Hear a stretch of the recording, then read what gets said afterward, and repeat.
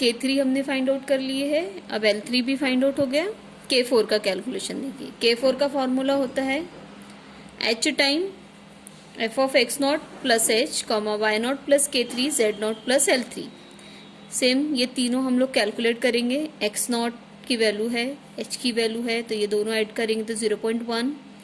फिर Y not plus K3 तो why not 2 है, इसमें ये ऐड करेंगे तो 2.0842 आ जाएगा। फिर उसके बाद z नॉट 1 है और ये L3 है। ये दोनों 1 माइनस, दोनों को ऐड करना है लेकिन इसके पास माइनस साइन है तो 1 माइनस 0.4122 करेंगे तो 0.5878 आएगा।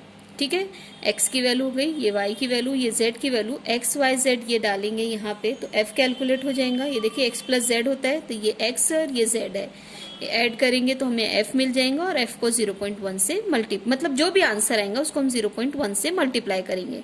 कल के हमने जो लेक्चर लिए थे आर के मेथड का उसमें f कैसे कैलकुलेट करना है हमने बताए थे आप लोगों को। बस f ये x प्लस z होता है, ये x की वैल्यू 0.1 डालेंगे और z की वैल्यू ये डाल के x प्लस z आ जाएगा और उसको 0.1 से मल्टीप्लाई करेंगे तो K4 आ जाएगा। ठीक है, हर जगह f और g को कैलकुलेशन करने का हमने कल बता चुके हैं। ये g ऑफ यहाँ पे जो x not plus h, y not plus K3 और z नॉट प्लस L3 आ रहा है वो यहीं पे भी वही रहेगा। बस g को कैलकुलेट करो। g हमारा होता है x माइनस वाई स्क्वायर, तो x की वैल्यू 0.1 और y की वैल्यू 2.0842 रखेंगे यहाँ पे, तो x माइनस वाई स्क्वायर में तो आपको g मिल जाएगा और g को 0.1 से मल्टीप्लाई कर देंगे तो आपका L4 आ जाएगा।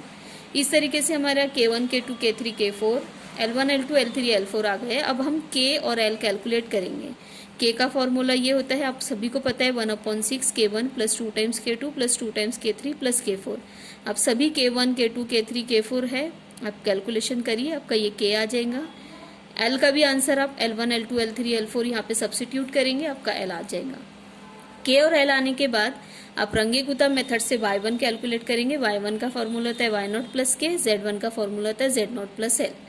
ये वैल्यूज का सब्सिट्यूशन है, आप देख सकते हैं, और ये आ गया y1 और ये आ गया z1। तो y1 आ गया, z1 आ गया, मतलब y ऑफ 0.1, z1 मतलब z ऑफ 0.1। इस तरीके से ये हमारा simultaneous first order differential equation R K method से सॉल्व हुई है। ठीक है, अभी हम आपको इसका बस एक्सप्लेनेशन बताएंगे, कैलकुलेशन आप खुद करेंगे। ठीक है, आप देखिए यहाँ पे हमारे पास सेकेंड ऑर्डर डिफरेंशियल इक्वेशन दी हुई है अब, और आर के मेथड से सॉल्व करना है। ठीक है, तो सबसे पहले हम लोग क्या करेंगे, सोल्यूशन लिखना स्टार्ट करेंगे। आपको एक बार फिर से मैं बता ही देती हूँ कि आपके सामने अगर से सेकेंड ऑर्डर डिफरेंशियल इक्वेशन है, ठीक है, और ये सपोज करते हैं function of x y and d Y by D x है। ठीक है, और आपकी कंडीशन दी हुई है y पे, y एट एक्स नॉट पे कंडीशन दी हुई है कि ये y नॉट है, और y डैश पे कंडीशन दी हुई है, सपोज ये है suppose z not. It just our assumption, z not is just our assumption. ठीक है, तो हमको कैसे इसको हमको फर्स्ट ऑर्डर इस तरीके की डिफरेंशियल इक्वेशन में हम कैसे कन्वर्ट करेंगे। विल फर्स्ट अज्यूम डेट के d Y by D x हमारा z है, y का डिफरेंशिएशन z है। ठीक है, तो इस अजम्पशन से हमारी जो डिफरेंशियल इक्वेशन है, आपको एक बार फिर बता दूं, ये d2y by D x square का मतलब होता है ये d2y by D x square का ये मतलब होता है। तो ये जो वैल्यू है यहाँ पे सब्सिट्यूट करेंगे तो ये बन जाएगा dz by D x is equal to बनेगा g ऑफ x y और ये बन जाएगा z। आप आसानी से देख सकते हैं। तो ये हमारी एक डिफरेंशियल इक्वेशन हो गई, और एक इसको हम लोग ले लेते हैं कि it is a function of x Y Z. तो एक D Y by D x is equal to F हो गई, एक D Z by D x is equal to G हो गई। अब कंडीशन भी देखिए कि कैसे हमारे को मिलती है। ये है वाई एट एक्स नॉट, ठीक है, और वाई डैश मतलब डेरिवेटिव, डेरिवेटिव मतलब जेड, वाई डैश ही है ना ये, what does it mean, Y dash, तो this means Z dash at X naught is equal to Z naught. तो सेकेंड ऑर्डर डिफरेंशियल इक्वेशन को कैसे हम simultaneous first order differential equation में कन्वर्ट करेंगे, और फिर उसके बाद कैलकुलेशन सेम रहेगा हमारा। ठीक है, तो अब देखिए मैं यहाँ पे आपको बताती हूँ कैसे करने वाले हैं हम लोग। ठीक है, सबसे पहले हम लोग इस डिफरेंशियल इक्वेशन को, ये जो है गिवन डिफरेंशियल इक्वेशन को कैन बी रिटर्न एज, वैसे ऐसा भी रहने दिए तो कोई वो प्रॉब्लम नहीं है। इसको मैं लिख रही हूँ d2y/dx², और इसको राइट हैंड साइड में शिफ्ट कर देती हूँ, is equal to xy minus 4y। ठीक है, इसको हमने कर, अब हम अज्यूम कर लेंगे जैसे कि मैंने कहा है कि dy/dx को हम लोग z अज्यूम कर देंगे। ठीक है, and we'll substitute this value here. Suppose this is your equation number 1, तो इक्वेशन 1 में हम सब्स्टिट्यूट करेंगे तो ये क्या बनेगा, अभी अब मैं यहाँ पे डायरेक्टली लिख रही हूँ इसको dz/dx, ये it means d/dx of dy/dx, तो ये बन जाएगा dz/dx is equal to, right hand side हमारा एज इट इज रहेगा xy माइनस 4y। ठीक है, तो ये एक हमारी dy/dx बन गई, इसको सपोज करते हैं हम रोमन 1, और ये इसको सपोज कर देते हैं हम रोमन 2। ठीक है, तो ये आ गई हमारी simultaneous differential equation first order वाली। ठीक है, अब आप देखिए यहाँ पे कंडीशन है y at 0 is equal to 3, तो ये हो गई, और y डैश को हम लिखेंगे z। देखिए ये दिस मीन्स y डैश, तो इसको हम लिखेंगे z at 0 is equal to 0। तो अभी हमारी simultaneous first order differential equation हो गई है। ये है हमारी एक डिफरेंशियल इक्वेशन, ये है हमारी एक डिफरेंशियल इक्वेशन। अब हमको इसको सॉल्व करना है रंगे-कुत्ता मेथड से, सो हम सॉल्व करेंगे। तो ये हमारा रहेगा f, मतलब हम यहाँ पे लिखेंगे कि f of x y z is equal to z है हमारा। ये राइट हैंड साइड dy/dx का राइट हैंड साइड f रहता है, dz/dx का राइट हैंड साइड g रहता है। तो g of x y z is equal to x y minus 4y रहेगा, और ये है हमारी x0 0, y0 हमारा है 3, और z0 है हमारा 0। ये z0 और ये y0 और ये x0 हो गए। अब हमें सॉल्व करना है, मीन्स हमें x इज इक्वल टू 0.1 के लिए इस डिफरेंशियल इक्वेशन को सॉल्व करना है। मीन्स हमें y की वैल्यू, आपको रफ में ऐसे ही बोल के बताते हैं, हमें y ऑफ 0.1 फाइंड आउट करना है। ठीक है, लेकिन ये हमारी, ठीक है, हमें यहाँ पे z की वैल्यू फाइंड आउट नहीं करने को कहा गया है, लेकिन हमें आरके मेथड जो साइमल्टेनियस डिफरेंशियल इक्वेशन वाला है, जो कि ये हम इस प्रॉब्लम के लिए देख चुके हैं, K1 K2 K3 K4 L1 L2 L3 L4, हमको करना ही पड़ेगा क्योंकि K1 हमारा फाइंड हो जाएगा, लेकिन K2 के लिए हमें L1 की जरूरत है, तो हम L1 के बिना हम K2 कैलकुलेट नहीं कर सकते। तो ये सेम प्रोसेस है, भले ही हमें यहाँ पे Z की वैल्यू कैलकुलेट करने को नहीं है, लेकिन हमें K1 K2 K3 L1 L2 L3 calculate करना ही पड़ेगा। ठीक है, तो अब देखिए हम यहाँ पे ये इसके जैसे ही प्रोसेस करेंगे कि हमें फाइंड आउट करना है टू फाइंड y एट, हाँ एक ये चीज़ कर लेते हैं, सॉरी यहाँ पे अज्यूम कर लेंगे कि हमारा h जो है, here it is not given, तो x0 0 है, y सॉरी x0 0 है, ये हमारा x1 होगा।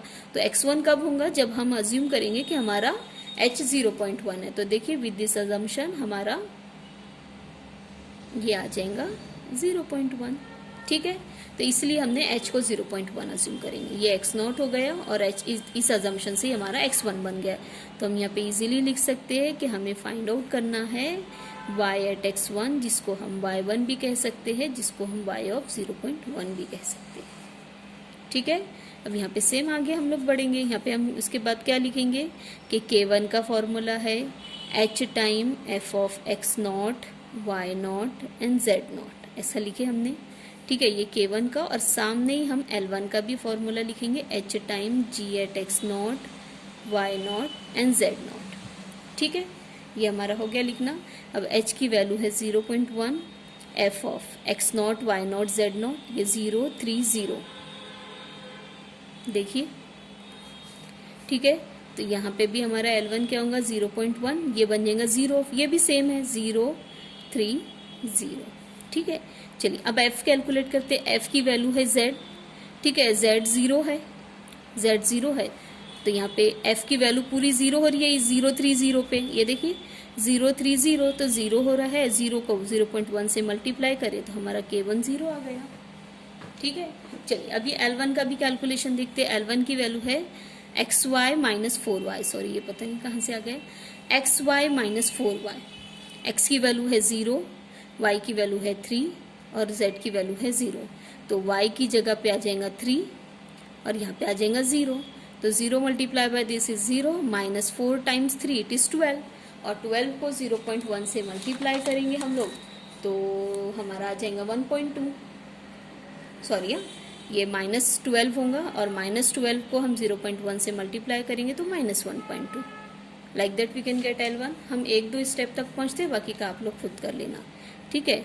K2 एक बार पहले फॉर्मूला लिख लेते हैं K2 और L2 का, और फिर आगे एक्सप्लेन करते हैं हम आपको। देखिए ली हमने K2 का ये फॉर्मूला लिखे है और ये L2 का फॉर्मूला। अब x0 प्लस h/2, x0 हमारा 0 है और h/2 करेंगे तो 0.1/2, तो ये आ जाता है 0.05। y0 हमारा 3 है, K1 हमारा 0 है, अब ओरल कैलकुलेशन है, ये 3 आ जाएगा हमारा, z0 हमारा 0 है और L1 हमारा इतना है, तो L1/2 तो -0.6 आ जाएगा, ठीक है। अब ये सेम यहाँ पे भी हम कॉपी कर देंगे इस तरीके से, देखिए, ठीक है, ओके। अब हम f कैलकुलेट कर लेंगे, फिर उसको हम 0.1 से मल्टीप्लाई कर देंगे। तो चलिए देखते हैं f की वैल्यू सिर्फ और सिर्फ z है, देखो f is equal to z, तो ये हो जाएगा -0.6 और -0.6 को इससे मल्टीप्लाई करेंगे तो -0.06 आ जाएगा, ठीक है। तो ये K2 की वैल्यू आ गई। उसके बाद ये L2 की वैल्यू g, आप कैलकुलेटर में ये पूरा एक्सप्रेशन डालिए, x की जगह 0.05, y की जगह 3 डालिए, यहाँ पे -4 टाइम्स 3 डालिए और आप आंसर देखिए क्या आता है। जो भी आंसर आएगा आप उसको 0.1 से मल्टीप्लाई कर लीजिए, तो आपका L2 मेरे पास आंसर है -1.185, ठीक है।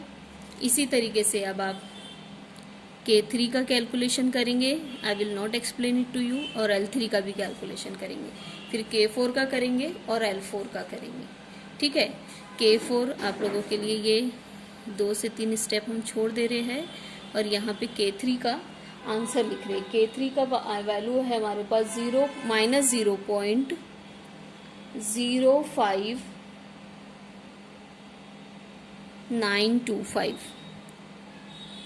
ठीक है। ये L3 की वैल्यू है 05925 और इसके लिए भी एक ये और फिर ये L3 की वैल्यू लिख रहे हैं हम -1.17315, ठीक है। ये L3 की वैल्यू हो गई। चलिए अब L3 के बाद हम आगे बताते हैं आपको, K4 और L4 का भी ऐसे ही कैलकुलेशन करेंगे, ठीक है। ये देखिए यहाँ पे आप लोग K4 लिखेंगे, formula h time f of x0 plus h, y0 plus K3 आ जाएगा और z0 प्लस L3 आ जाएगा, ठीक है। और ऐसा ही आप L3 का भी यहाँ पे कॉपी करेंगे, ठीक है। h टाइम ये L है बेटा, g of x0 plus h, y0 plus K3 comma z0 plus L3, ठीक है। यहाँ पे सब्स्टिट्यूशन होगा और फिर यहाँ पे आपका आंसर आएगा, ये 0.1 रहेगा, तो ये K4 का आंसर मैं यहाँ पे लिख रही हूँ और it is L4, K4 and this one is L4। तो K4 का हमारे पास आंसर है -0.11732 और L4 का आंसर है -1.14699, ठीक है। ये K4 और L4 का आंसर हो गया। अब K का आपको पता ही है 1/6 K1 plus 2 times K2 plus 2 times K3 plus K4, ये फॉर्मूला है। और L का फॉर्मूला है 1/6 L1 2 times L2 plus 2 times L3 plus L4, ठीक है। ये K1 K2 K3 की वैल्यूज़ यहाँ पे सब्स्टिट्यूट करेंगे और आपका आंसर आ जा रहा है K का -0.0593 और ऐसे ही आपका L का आंसर आ रहा है। L is not required here because we don't have to find the value of Z, तो इसलिए हमारे पास L का कैलकुलेशन नहीं है और हम इसमें टाइम वेस्ट भी नहीं करेंगे। K वाला हमारे पास आ गया, ठीक है। तो चलिए अभी हमारा Y1 जो बनेगा Y0 प्लस K हो जाएगा। Y0 की वैल्यू है शायद कितनी है वाई नॉट की वैल्यू 3 है, ठीक है। तो ये बन जाएगा 3 और के की वैल्यू है -0.0593, तो द आंसर विल बी 2.9407। तो ये y1 की वैल्यू है जिसको हम कहेंगे y ऑफ 0.1। तो इसी तरीके से हम सेकेंड ऑर्डर डिफरेंशियल इक्वेशन को हमने simultaneous first order differential equation में कन्वर्ट किए और आर के मेथड से इसको सॉल्व किए, ठीक है। I will provide you all notes. You first of all watch the video, and if you have any doubt you can ask me. चलिए, here we will stop now. Okay, bye bye.